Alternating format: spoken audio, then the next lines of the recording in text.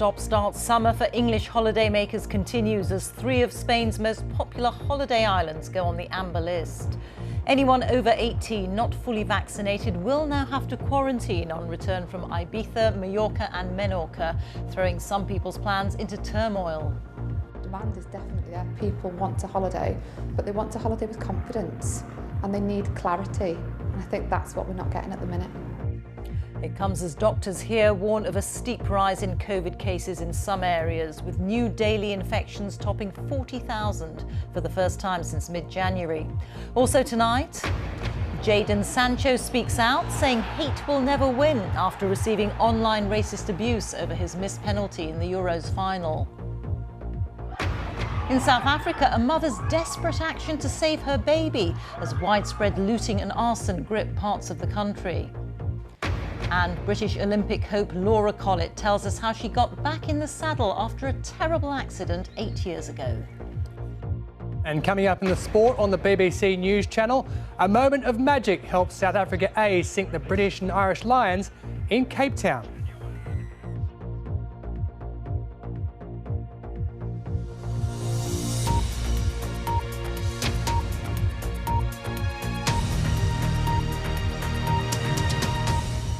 Good evening. Spain's popular holiday islands, Ibiza, Mallorca and Menorca, are all being moved onto the government's amber list, just 2 weeks after they were approved for quarantine-free travel. From next Monday, anyone over 18 who's not fully vaccinated will have to quarantine on return home. The announcement applies at the moment only to people travelling from England, but other UK nations could follow suit. Around 200,000 British tourists are understood to be holidaying on the islands now, with many more booked to travel there over the summer. Well, let's go now to our correspondent Coletta Smith, who's at Manchester Airport for us. Coletta. Yeah, those Balearic Islands of Ibiza, Mallorca, Menorca, really popular with young people always. And lots of them, of course, have been unable to get their second vaccination yet. And that puts them in a really difficult conundrum if they have a holiday already booked for this summer. They then have to decide if they can quarantine, if that's possible or feasible for them, or whether they postpone or cancel their holiday. And that potentially means losing out financially as a result. So yet again, we've got a government decision that has very different implications depending on your age. It's more choppy waters for those dreaming of a summer getaway as the traffic lights have changed colours again. For those like Medi about to fly off, it'll mean quarantine and more tests when she gets home. Yeah, it's lots of mental maths with like the timing of the tests and things. Yeah, absolutely. That means another change of gear for staff at Polka Dot travel agents. No, I'm more than happy to do that. With some customers abroad and plenty heading off in the coming weeks, it's more rules to get their heads round. So you were obviously confident enough to reopen the shops this week. Demand is definitely there. People want to holiday, but they want to holiday with confidence and they need clarity.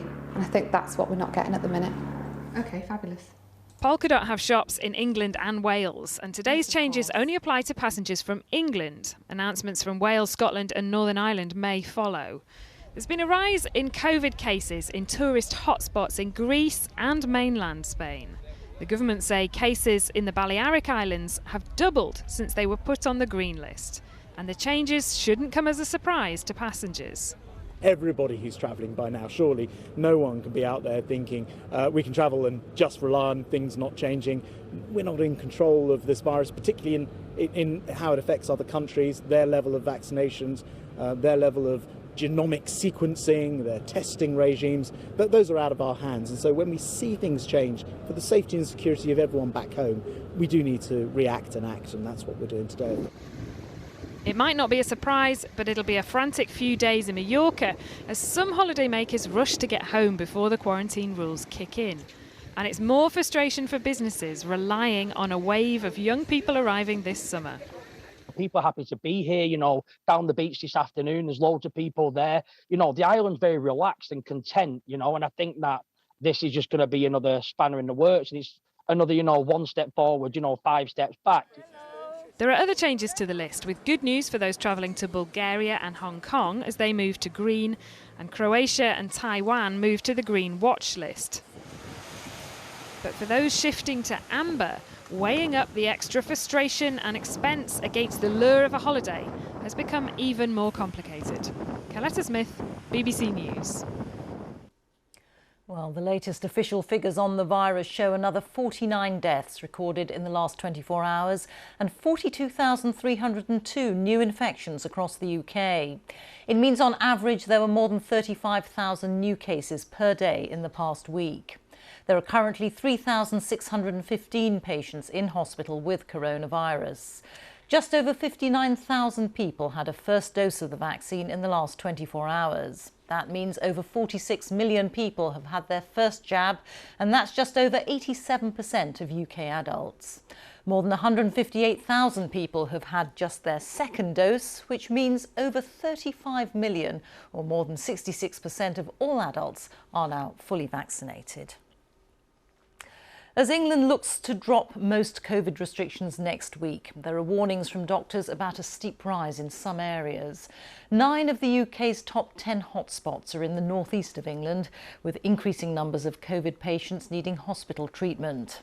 The Welsh Government today said that most restrictions will be lifted, but not until August the 7th, and face coverings will still be required in most indoor public places. Our health editor Hugh Pym reports. We are planning for war and praying for peace is probably the best way of describing it. Facing up to the third wave, Dr. Catherine Monaghan, who's a respiratory consultant, has worked right through the pandemic. Now she and her colleagues at this hospital on Teesside know the bleak reality. They'll have to cope with another COVID surge. Just absolutely gutted. It's really hard. I know the whole country wants this to be over, but the reality is that that's not what's happening in the hospitals. People are still critically unwell with it, and I almost can't quite believe that we're back at this stage again. There were 6 COVID patients here a week ago. Since then, that's nearly quadrupled. 2 of those who are seriously ill are in their 30s and haven't had jabs. The fear is that COVID hospital admissions will carry on rising and lead to other work being postponed. No one here is denying that the COVID numbers are at the moment relatively low, but the hospital's extremely busy with other patients, including here in A&E. And the worry is about what might happen and the uncertainty in the weeks ahead. One local resident, Sandra, told us she wasn't vaccinated and got COVID. Are you planning to have your jabs? Yes, I am now. I can't go through it again. I was hospitalised for a day, and we've had the ambulance service out to me as well, because it's all on the chest. It's awful. There's been a plea from community leaders in the region to the public to take extra care with social distancing and mask wearing. The elected mayor of Middlesbrough told me if he had the power, he'd keep it compulsory. If you're shopping indoors, if you're going to be on public transport, if you're in a taxi, wear a mask. If you don't care about it, do it out of respect for others. London's Mayor Sadiq Khan has said masks will remain mandatory on public transport in the capital after restrictions are eased on July the 19th. Other mayors in England don't have the same powers. Today, some called for legislation requiring face coverings to continue after that date.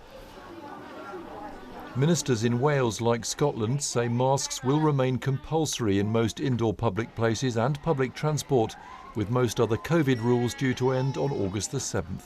We will not abandon those simple but effective and successful measures that have helped to keep us all safe. Hospitals in England, meanwhile, are waiting with some concern to see the full impact of the ending of legal restrictions on Monday. Hugh Pym, BBC News. The England footballer Jadon Sancho has made his first public comments following the online racist abuse that he received after missing a penalty in the Euro 2020 final, saying hate will never win.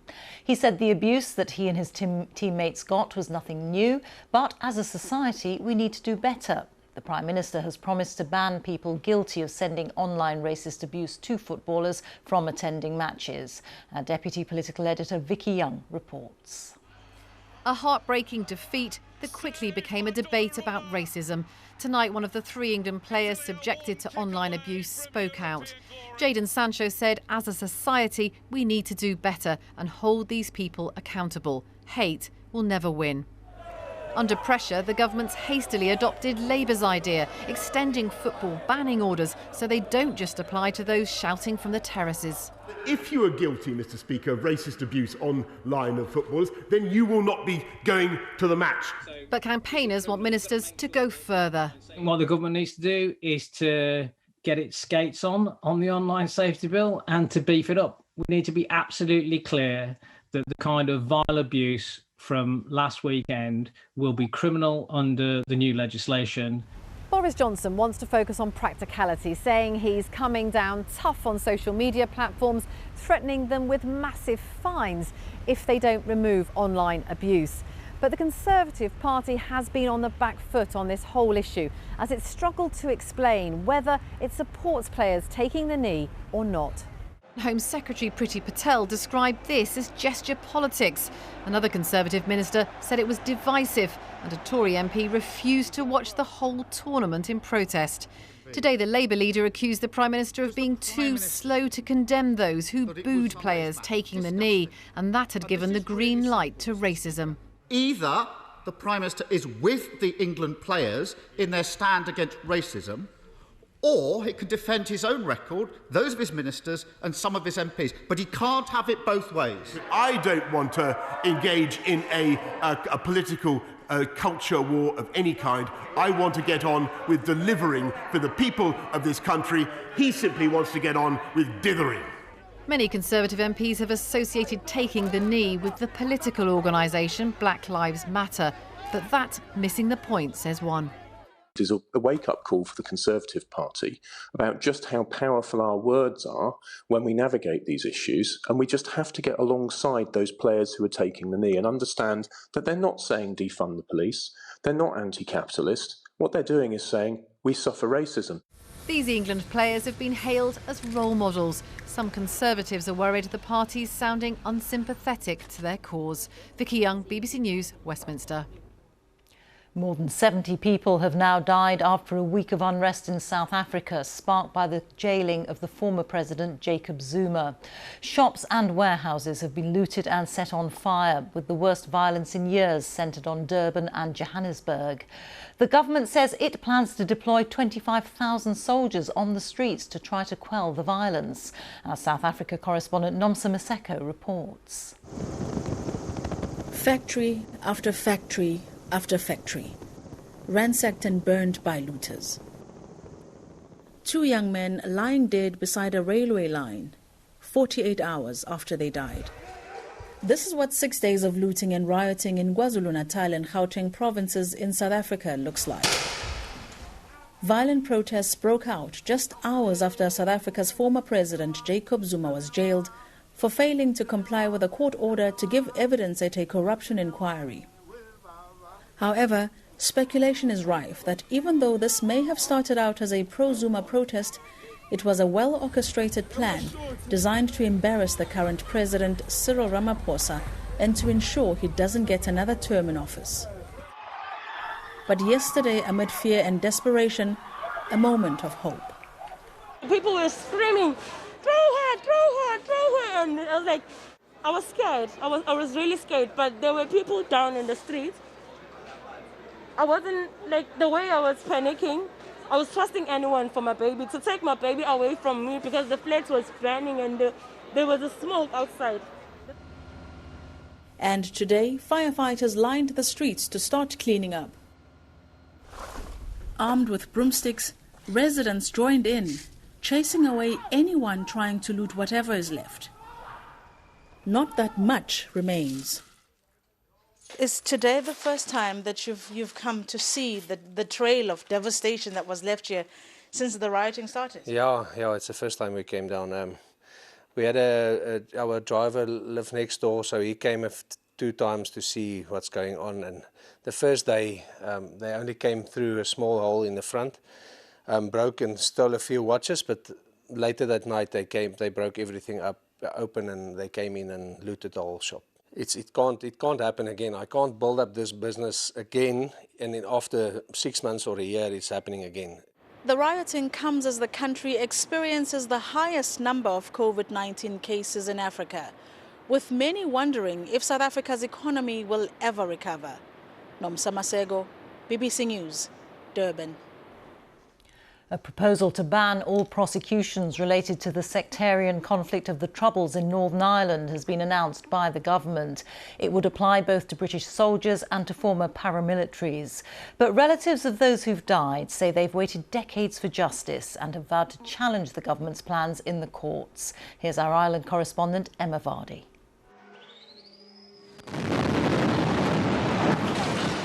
A bitter sense of injustice over Northern Ireland's past still haunts many families today. The vast majority of victims were killed by paramilitaries and around 10% by British armed forces. There are hundreds of investigations into decades-old cases still taking place. But now the government's announced it will bring forward legislation to ban all prosecutions in cases up to the peace deal in 1998. We know that the prospect of the end of criminal prosecutions will be difficult for some to accept, and this is not a position that we take lightly. But we've come to the view that this is the best and only way to facilitate an effective information retrieval and provision process. The plans would apply to former British soldiers as well as paramilitaries, and would move towards a system in which families can be given information about their relatives' deaths. But it's opposed by political parties on all sides in Northern Ireland, and victims groups are angry. One campaigner whose brother was killed by the British Army on Bloody Sunday says she will always believe veterans should be held to account no matter how much time has passed. If somebody's decided at 19 or 20 that they're going to kill 2, 3, 4 people, God knows, no, you can't get away with that. There cannot be an amnesty for murder. The changes would also mean an end to the many inquests and civil actions relating to the Troubles. The government believes its plans would help the process of reconciliation in Northern Ireland. But here, the past is still so vividly present, it would require a huge shift in many people's mindsets to accept. The announcement comes not long after high-profile murder trials against 3 elderly veterans were dropped, showing the legal difficulties in prosecuting cases up to 50 years old. We've seen with the collapse of recent trials that trying to get admissible evidence to follow a resolution through the courts just isn't working. So this statute of limitations to have an open fact-finding process, I think, is to be welcomed. The Irish government has insisted that ending prosecutions is not a done deal. But with the British government's large majority at Westminster, it may mean a major step change for Northern Ireland's peace process that will be difficult to reverse. Emma Vardy, BBC News. Thousands of foreign children, including some from Britain, are facing a lifetime of imprisonment in camps and jails in northeastern Syria. A BBC investigation has found that the children, whose parents supported the Islamic State group, are being moved from desert camps to secure children's homes and then onto adult prisons. Britain has repatriated only a handful of children from Syria, mostly orphans. The Kurdish authorities in charge say that they can't cope and that very young children are being radicalised there by IS. The BBC's Middle East correspondent Quentin Somerville reports. From the smiles and the giggles, you wouldn't know that these children are prisoners. This is home for the last children of the Islamic State group. It's the same camp where Shamima Begum is held. Inside I meet 2 brothers. They're British, but their mum has been stripped of her citizenship. Because it's in the past now. Some countries are taking children back, but only without their mums. There are nearly a dozen British children in this camp. If you've noticed, this is Syria. It's not so easy to leave. She travelled here when her first husband joined IS. She claims she was tricked into coming. When you have your passports taken away. On a walk around the camp, she explains that when he died, she married another IS fighter. If you said to the British government, my kids are British, I can send them home, I'll stay here. My children are my everything. I cannot. It will break my heart, especially their hearts. But it's their safety. Yes, I know, but they have been separated from everything. Their whole life is always on the run, like we just trying to survive. But don't you worry that if you don't recognise that you were a part of this, that the kids will never escape it? I'm sorry, but how can I separate the children from their mother? This is very, very wrong, very cruel. After all that's happened. In the shadow of the Islamic State group's destruction, the ruins of childhood. A home for orphans and the unruly. It too is a prison. That's Dragon Boy again. Yeah. Right, I recognise him now. Yeah. London and Pakistan were once home for 13-year-old Ahmed until his mum joined IS. And there's this. His sketchbook, his imagination and a single T-shirt are the only reminders of a carefree childhood. One Direction. Yeah. Tell me what happened to your brothers and sisters. My bigger brother, he got cancer, Daddy. When he was going, he said to me, maybe I will come back after 3 months. Yeah. He was fighting for the Islamic Yeah, State. but I heard he got shot from sniper, maybe, and maybe a strike. And then my biggest sister, she got killed in Bagus from RPG. You know RPG? He got shot in his leg. She got killed, and my small sister and my small brother and my mom, they got killed in the same house. What do you think about the people who are bombing you and shooting? They have to do it because this is their country and this kind of thing. Because the Syria is not for us. When you get out of here, when you leave Syria, Yeah. what's the first thing you're going to do? I'm gonna see my family, my aunt, and this kind of things. I'm gonna tell them my story.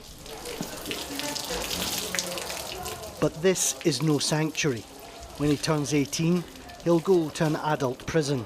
More than 100 young men have already been transferred from here. This is the biggest camp, Al Hol. It's also the worst. تحجرهم من مكان إذا يضل هيش بالمخيم تخلونا غصبا عنا يتنافرز يسوي أشكال غصبا عنا يسوي بحقد والله من ظلم هنا يوعون بحقد وما بس الله يعمل راح يسوي.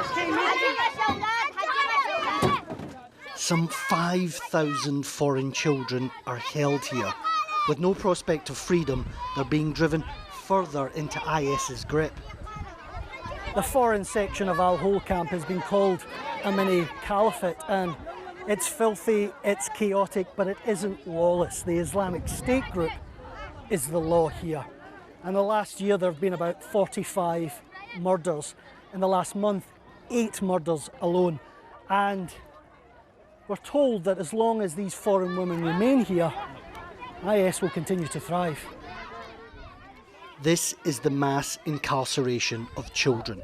From infancy to adulthood, they will remain here. Left behind, they will endure a life as bleak as anything the Islamic State once promised them. Quentin Somerville, BBC News, northeastern Syria. John Lewis and Waitrose are planning to cut 1,000 jobs as part of a shake-up of store management. The move follows the closure of 8 John Lewis shops earlier this year, which put nearly 1,500 jobs at risk. John Lewis, which owns Waitrose and the department store chain, is trying to cut costs as shopping habits change and more people shop online. Team GB is on its way to Tokyo for the start of the Olympic Games next week. One of Great Britain's best chances of gold lies with the horse rider Laura Collett, who's making her debut with the eventing team. A terrible accident 8 years ago that left her in a coma could have ended her ambitions. But stubbornness and determination got her back on her horse, as she's been telling our sports correspondent Laura Scott. Achieving harmony with half a ton of horse isn't easy. Laura Collett makes it look effortless, but this has taken years of building trust. Now on a horse called London 52, she's taking on Tokyo 2020. It means everything, really. It's obviously a childhood dream when you're growing up. You know, everyone you speak to, no matter whether they're into, you know, horses or not into horses, you say the word Olympics and everyone knows what it is. It's, you know, it's the pinnacle of everything, really. Equestrian sport is inherently dangerous. Collett knows that well. This time 8 years ago, she was in a coma with horrific injuries after a fall in which her horse somersaulted, but it didn't stop her. All I wanted to do was get back on, and a lot of people questioned whether I would and whether I had the mentality to want to get back on a horse after such a bad accident, but all of that just kind of made me want to prove everyone wrong as quickly as possible, so I guess that's where I'm a bit stubborn. 2 years later, she experienced trauma of a different kind. She'd been entrusted with teaching the legendary racehorse Corto Star to do dressage, but he was put down after a freak accident. A malicious backlash followed. That was, I'd say, the hardest thing I've ever had to deal with in my life, really. It was really hard to receive the death threats and the abuse that I did, and I thought all I'm doing is looking after the horse. You know, he's being treated like a king, and I don't really know why I'm being being abused. No woman has ever won individual gold for Olympic eventing, but Collett and London 52 are a combination to be feared. Do you see yourself as a gold medal prospect? You have to have the belief that if everything goes right, then he does stand a chance of winning a gold medal. But deep down, I know he is one of the best horses in the world. Collett has ridden through the risks of her sport. Now it's time to reap the rewards. Laura Scott, BBC News. That's it. Now on BBC One, it's time for the news where you are. Have a very good night. Bye-bye.